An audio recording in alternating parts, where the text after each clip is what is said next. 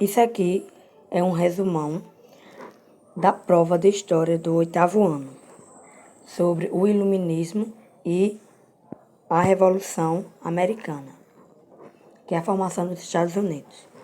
Vamos lá. Quem quiser acompanhar, acompanhe no livro. O Século das Luzes, a Era da Razão. O Iluminismo foi um movimento intelectual que ocorreu na Europa no século XVIII. Os intelectuais que participaram desse movimento consideravam que a época em que viviam era marcada pelo obscurantismo e por isso pretendiam trazer à luz a novos conhecimentos, iluminando o pensamento da sociedade. Os precursores do Iluminismo. O método científico, os pensadores do século XVII renovaram a maneira de analisar a natureza e a sociedade e forneceram as bases para os pensadores iluministas do século XVIII. Os principais são Francis Bacon, esses que você está vendo aí na tela, filho de nobres ingleses. Francis Bacon ocupou altos cargos políticos no governo da Inglaterra, mas o que realmente o interessava era a renovação do conhecimento e a fundação de uma nova ciência. René Descartes, o matemático e filósofo, é considerado um dos fundadores da filosofia moderna, com sua obra mais importante, Discurso do Método, publicada em 1637. Galileu Galilei nasceu na cidade italiana de Pisa. Foi músico, astrônomo e físico.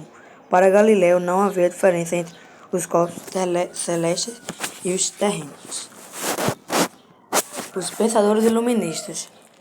Entre os pensadores iluministas, alguns se destacavam por suas obras e pela relevância de suas ideias. Com isso, segui alguns deles: Montesquieu, Voltaire, Rousseau e Diderot.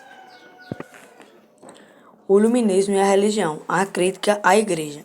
No século XVIII, a Igreja foi alvo de severas críticas feitas por alguns pensadores iluministas.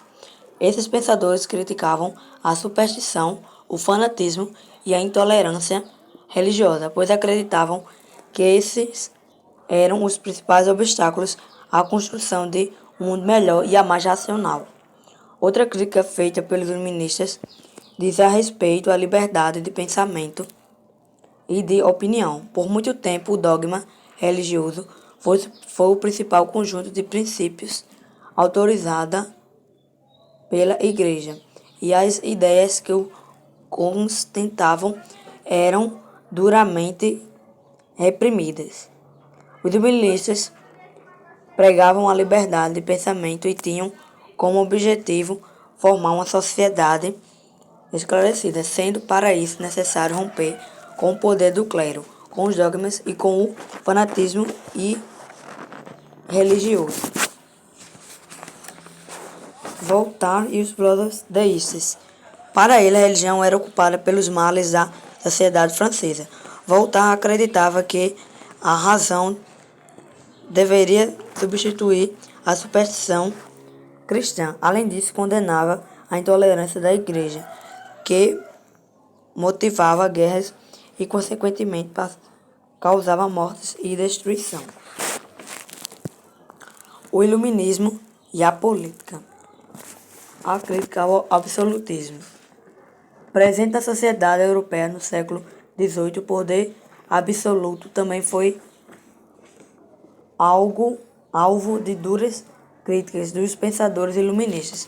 Esses pensadores constatavam o despotismo, ou seja, regime no qual o governante possui poder absoluto e arbitrário, e a ideia de direito divino dos reis, além de condenarem os privilégios da nobreza e do clero. Montesquieu e os três poderes. Um dos maiores críticos ao absolutismo monárquico foi Montesquieu. Segundo ele, esse tipo de regime político era corrupto e violento, comprometia a sociedade e trazia estagnação, tremor e pobreza para a população. Segundo ele, esse tipo de regime político era corrupto e muito violento. Para libertar a sociedade do despotismo e criar um bom governo, seria necessário a separação do poder em 3 campos de atuação: executivo, que executa e administra as leis; legislativo, que elabora as leis; e judiciário, que julga aqueles que desrespeitam as leis. Repetindo: executivo, que executa e administra as leis; legislativo, que elabora as leis; judiciário, que julga aqueles que desrespeitam as leis. Os 3 poderes não poderiam ser exercidos por uma única pessoa, pois dessa maneira a liberdade política estaria ameaçada. Para evitar o abuso do poder, Montesquieu defendia uma forma de governo mais equilibrada, na qual um poder controlaria o outro. Revolução Americana. Os ingleses na América, os primeiros imigrantes. Os ingleses fizeram as primeiras tentativas de colonizar territórios na América, ainda no início do século XVI. Essas primeiras tentativas, no entanto, fracassaram. Somente a partir do século XVII, a atividade colonizadora ganhou força, principalmente por meio da atuação das companhias de comércio, que organizaram a migração de colonos para a América. As 13 colônias. As colônias do norte foram povoadas em grande parte por puritanos, perseguidos na Inglaterra, como os tripulantes do navio Mayflower, que fundaram a colônia de Massachusetts em 1620. As 13 colônias. A Revolução Americana, a independência dos Estados Unidos. Colônias do Norte, 13 colônias. Colônias do Norte e Colônia do Sul. Colônia do Norte, agricultura para subsistência, excedente para comercializar. E a economia era lucrada por meio da pesca e da caça. Colônias do Sul, monocultura, que visava para a exportação. Por sua vez, teve início com a fundação de Jamestown, na Virgínia. Nessas áreas, o clima mais quente e a qualidade do solo eram propícios à produção de artigos tropicais, como o tabaco, a cana-de-açúcar e o algodão. Então, lembre dessas palavrinhas: tabaco, cana-de-açúcar e algodão, que são as monoculturas da colônia do Sul. Sendo que a mão de obra mais utilizada na época era a dos africanos escravizados. O comércio triangular. Trocas comerciais, conhecido como comércio triangular, o comércio estabelecido entre a Inglaterra, as colônias da América do Norte e a África formavam uma rede de trocas interdependentes. A África fornecia mão de obra escrava para o trabalho nas colônias. Matéria-prima produzida nas colônias americanas, principalmente pela mão de obra escrava, era enviada para a Inglaterra, que por sua vez a transformava em produtos manufaturados. Comércio triangular. A Inglaterra transformava os produtos manufaturados. A África dava a mão de obra e as 13 colônias era a matéria-prima. Por isso que se chama um triângulo, comércio triangular, porque são 3. Os indígenas e africanos. Os indígenas. Quando os europeus iniciaram a colonização da América do Norte, essa região já era habitada por muitos povos indígenas nativos, entre eles os Amarras, os Pauens, os Yus e os Sius. Os Sius se dedicavam principalmente à caça como meio de subsistência. A carne do bisão era muito importante em sua alimentação. Desse animal, os Sius também extraíram a pele, que era usada na confecção de tendas, roupas e calçados. Os africanos. Muitos africanos foram levados para a América do Norte para trabalharem como escravos. O primeiro navio negreiro partindo da África chegou em 1609, na região da Virgínia. Ou seja, os africanos também têm ligação com a formação dos Estados Unidos. Todas as colônias da América do Norte receberam escravos, mas a região sul foi a que recebeu o maior número. Isso acontecia porque nessa região se desenvolveram diversas plantações, como de tabaco e algodão, e elas precisavam de um grande número de mão de obra. Então os africanos também têm muita ligação com as 3 colônias, que é as colônias do norte, que são, digamos que são as mais ricas, entre aspas, que tem as monoculturas, que precisam disso por conta das plantações de tabaco, algodão e mel. A Guerra dos 7 Anos. A Guerra dos 7 Anos foi um conflito que teve profundas repercussões na colônia europeia na América do Norte. Essa guerra envolveu vários estados europeus e também as suas áreas colônias na América e na Índia. Nesse conflito, a Inglaterra aliou-se à Prússia, que hoje em dia ela está aliada ao Império Alemão, que não existe mais, né? É a Prússia, para enfrentar as forças francesas, austríacas, suecas e russas. A disputa por áreas colônias na América e na Índia travava entre a Inglaterra e França, fez com que o conflito entre os colonos franceses do Canadá e os colonos ingleses das 13 colônias começasse antes mesmo dos conflitos na Europa.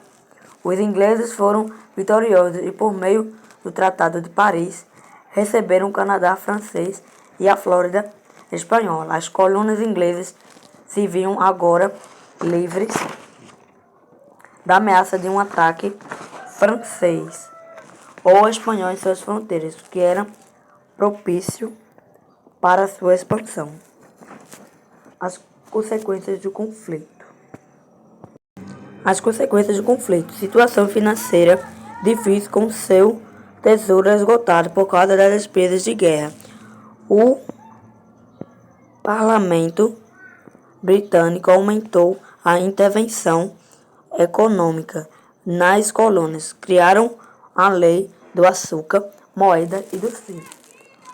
A do açúcar consistia na regulamentação do comércio do melaço e do açúcar nas colônias. Essa lei determinava que os colonos deveriam comprar esses produtos apenas nas Antilhas Inglesas, a fim de evitar o trabalho. Além disso, fixava tarifas sobre outros produtos importados pelos colonos. A lei da moeda proibia a emissão de papéis de créditos usados como moeda nas colônias, restringindo sua autonomia financeira.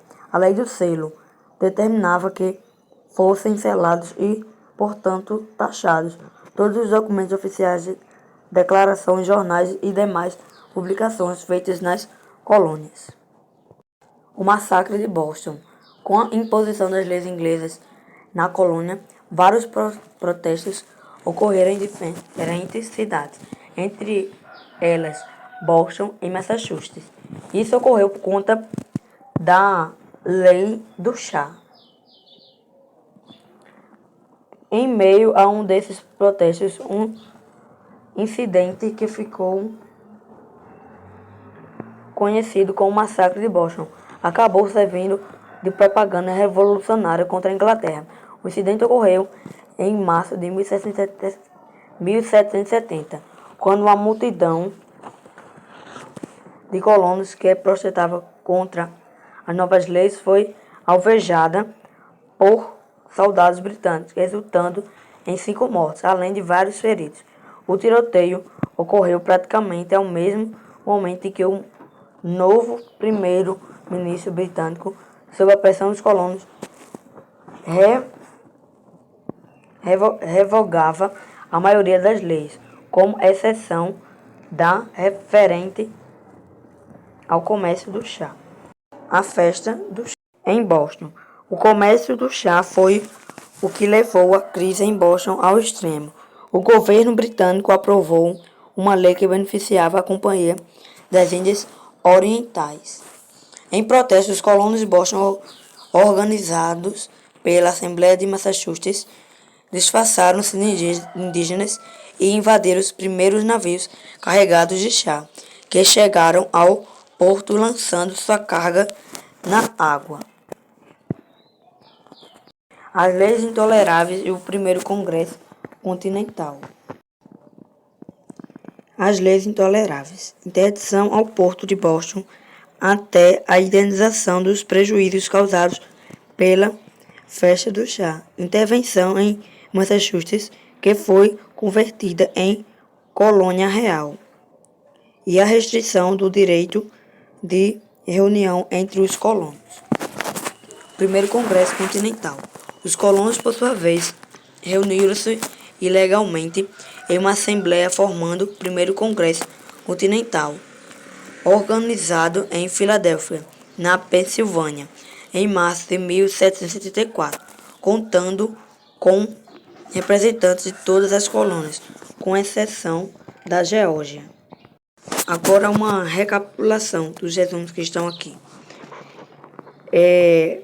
Do que eu falei da página 52, do processo de independência, revoltas e leis intoleráveis. Aí teve a interdição do Porto de Boston, Massachusetts convertida em colônia real, que foi das leis intoleráveis, e restrição do direito de reunião, que foi também das leis foi do Primeiro Congresso Continental. Associação Continental. As 13 colônias e a Inglaterra viviam em guerra, que teve a guerra lá dos 7 anos. E uma recapitulação das colônias. Colônia do Norte. Agricultura para subsistência, o excedente para comercialização. A economia era lucrada por meio da caça e da pesca. Colônia do Sul, monocultura que visava para a exportação, que os principais são o algodão e o tabaco. E a revisão, minha gente, eu vou perguntar à professora e quando estiver pronta o gabarito, eu mando também nesse grupo aqui de estudos. Então se inscreva no canal, deixe seu like, comente e compartilhe. E fique atento às próximas videoaulas que vai ter.